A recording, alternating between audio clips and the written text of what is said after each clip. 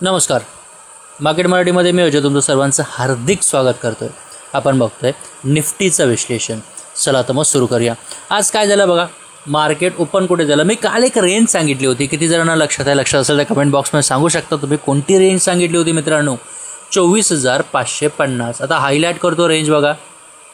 हीच रेंज सांगितली होती का? ह्याच्यावरती होल्ड करताच बाय करा. कालच बोललो होतो. मार्केट सुरुवातीला होल्ड केलं आहे, टिकलं आहे आणि मग एंड पॅटर्न बनवून वरच्या दिशेने गेला आहे, हे लक्षात असू द्या.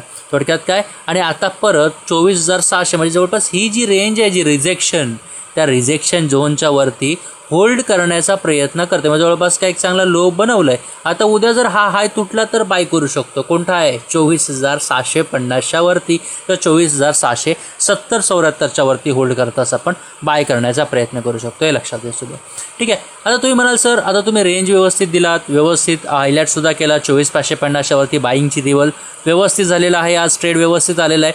आला असेल तर कमेंट बॉक्समध्ये सांगू शकता. लाईक करा. आत्ताच त्या ह्याच्यासाठी सर्व मराठी माणसांपर्यंत आपलं चॅनल पोहोचवायचं आहे, हे लक्षात असू द्या सर्वांना. त्याचबरोबर आता सर्वात महत्त्वाचा विषय म्हणजे सरळ सेलिंगचा अँगल दिसतोय का? थोडाफार सेलिंगचा अँगल. तुम्ही मला सर सेलिंगचा अँगल कुठे दिसतोय? सांगतो सेलिंगचा अँगल कुठे दिसतोय. आता इथे सेलिंगसाठीचा विषय करू शकतो. Definitely yes. आता लक्षात घ्या, कालच्या सेलिंगनंतर आज गॅपअप मार्केट उघडलं आणि 24,550चा सपोर्ट घेऊन मार्केट वरच्या दिशेने गेलेलं आहे, हे लक्षात असू द्या.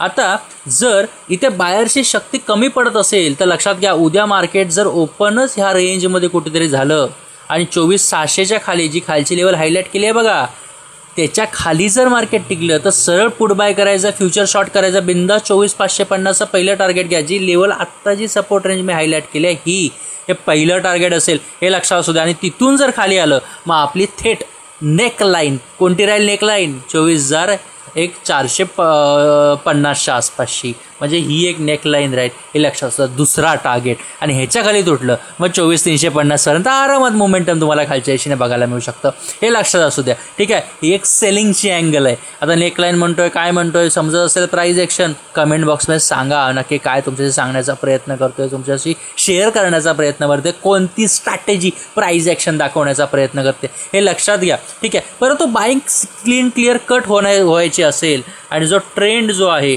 आता कोणता ट्रेंड पकडू शकतो बाईंगसाठीचा? तो ट्रेंड जरा पाठी येऊन बघूया. बघा कोणता ट्रेंड. हा जो ट्रेंड आहे आता सध्याचा, तो ट्रेंड आपण ॲड करून घ्या. काय म्हणतोय मी? ॲड करून घ्या व्यवस्थित ट्रेंड लाईननी. तो ट्रेंड म्हणजे आपला हा झाला का ट्रेंड? तर हा ट्रेंड तुटायचा असेल, ही ट्रेंड लाईन तुटायची असेल तर लक्षात घ्या मार्केटला खाली यावंच लागेल. तुटली तर सेल करा, पण हे ट्रेंड लाईनचा जवळपास सपोर्ट घेऊन जात असेल तर लक्षात घ्या लेवल काढली होती 24,650, बिंदास्त बाय करा. ठीक आहे. किंवा थोडंफार बफर ठेवायचं आहे, होल्ड करायचं, मग 24,700. थोडक्यात काय रेंजमधून ब्रेकआउट बघायला मिळू शकते, लक्षात घ्या.